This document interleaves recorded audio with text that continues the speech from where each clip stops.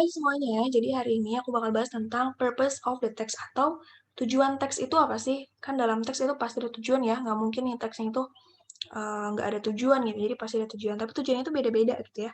Yang pertama ini adalah report atau laporan gitu ya. Nah, misalnya di sini purpose-nya itu berarti itu classify and or describe, untuk mengklasifikasikan dan menggambarkan.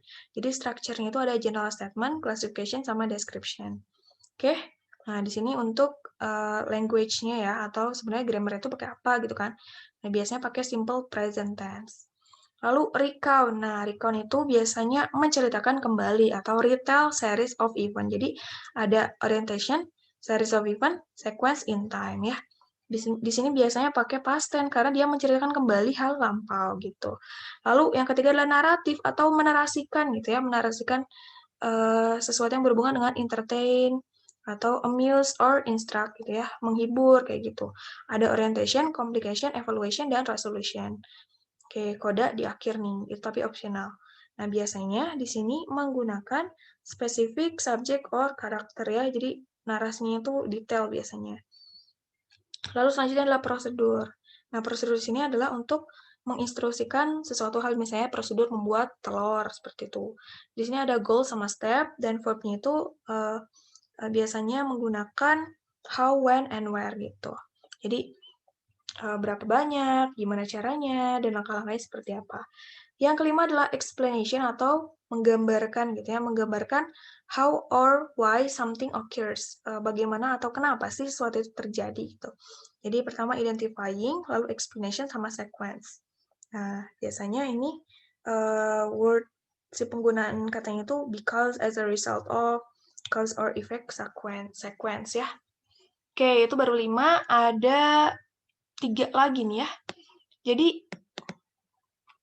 3 lagi ini, itu adalah yang keenam itu argumen. Argumen ini sifatnya argumentasi. Jadi untuk mempersuade, arguing one side on an issue gitu. Jadi sebenarnya apa sih argumentasi untuk sesuatu isu? Jadi ada tesis, argumen, sama reinforcement si isunya.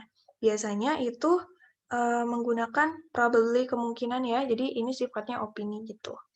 Oke, selanjutnya ada respon atau feedback ya, untuk ngerespon sebuah aktivitas atau pekerjaan. Misalnya content of artistic work, description, sama judgment. Ini biasanya bentuknya juga bisa judgment ya.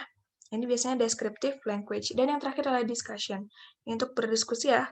Jadi purpose-nya itu adalah untuk mendiskusikan suatu isu, untuk mengambil keputusan. Jadi ada isu, argumen, argumen again gitu ya.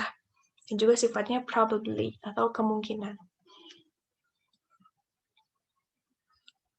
Nah, jadi di sini ditanya nih, apa sih purpose of the text-nya? Sebenarnya dari judulnya udah kelihatan ya.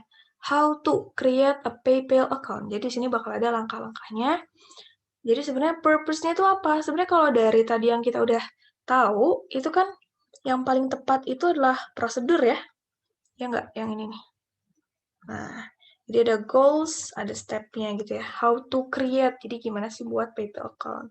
Nah, coba langsung aja nih. Kita lihat yang pertama, describe what the PayPal website is. Itu nggak tepat ya. Lalu give a brief hint how to use PayPal gitu. No. Lalu explain how to register. No. Explain how verify. No. Tapi explain how to create gitu ya. Jadi itu adalah yang E. Oke. Oke, udah seperti itu. Semoga bermanfaat ya.